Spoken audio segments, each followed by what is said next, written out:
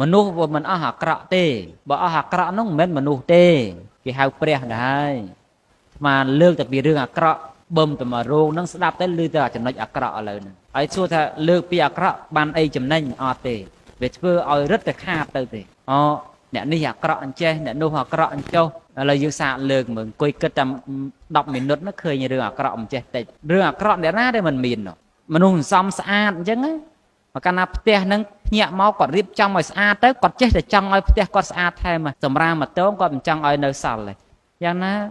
រឿងក៏ដូចគ្នាដែរបើយើងនាំគ្នាលើកបង្ហាញតែរឿងអាក្រក់ទេមើលឃើញតែរឿងអាក្រក់ហ្នឹងទៅមិនបាច់ធ្វើអីទេចង់ដែលគេធ្វើល្អហ្នឹងអត់មើលទេនាំគ្នាប្រឹងតែ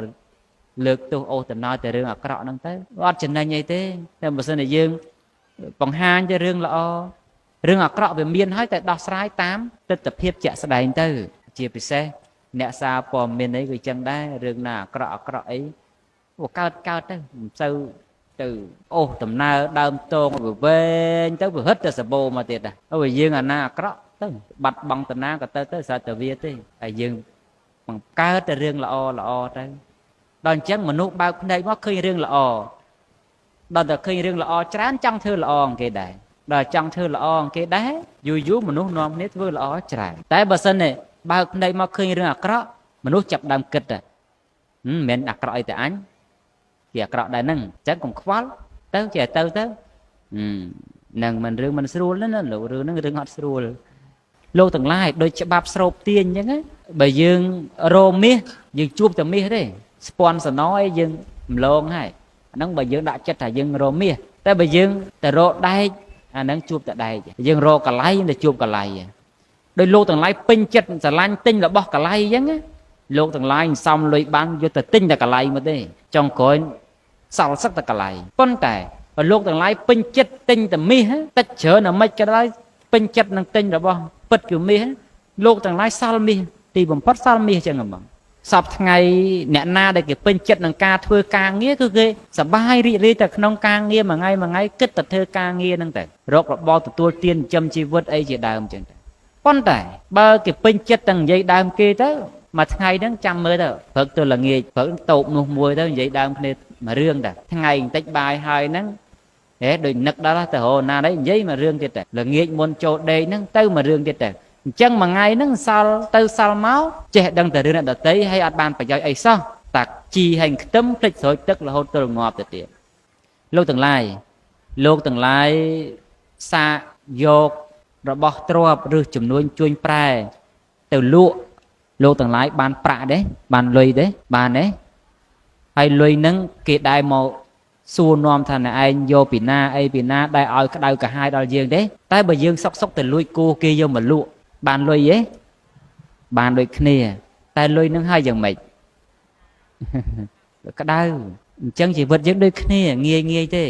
បើយើងប្រព្រឹត្តត្រូវគិតត្រូវធ្វើត្រូវផលដែលយើងបានសោយហ្នឹងវាសុខវាយូរអង្វែងប៉ុន្តែដល់យើងបានមកដោយការខុសឆ្គងផលហ្នឹងវាឲ្យមកយើងនៅភាពខុសឆ្គងវិញលោកទាំងឡាយមិនមែននៅក្នុងផ្ទះធំថាស្រួលទេមិនមែននៅក្នុងឡានទំនើបថាស្រួលទេរបស់អស់នោះមិនមែនស្រួលទេរបស់អស់នោះជាគ្រឿងជំនួយទេតែរឿងស្រួលមិនស្រួលរឿងសុខមិនសុខវានៅលើផ្លូវចិត្តខ្លួនឯងទេអញ្ចឹងបានអកប3ធ្វើផ្លូវចិត្តខ្លួនឯងឲ្យល្អបរិសុទ្ធទៅសេចក្តីសុខទាំងអស់នោះវានឹងកើតមកលើយើងទាំងអស់គ្នាកាលណាយើងថែរក្សាសុខភាពផ្លូវចិត្តបានមិនសូវមានរោគទេហើយយើងមិនសូវមានរោគផលវិបាកផ្លូវកាយក៏មិនសូវមានលោកទាំងឡាយយើងកុំគិតថាការកសាងសាសនានេះឥតប្រយោជន៍ឥតខ្លឹមសារអីដូច្នោះឡើយ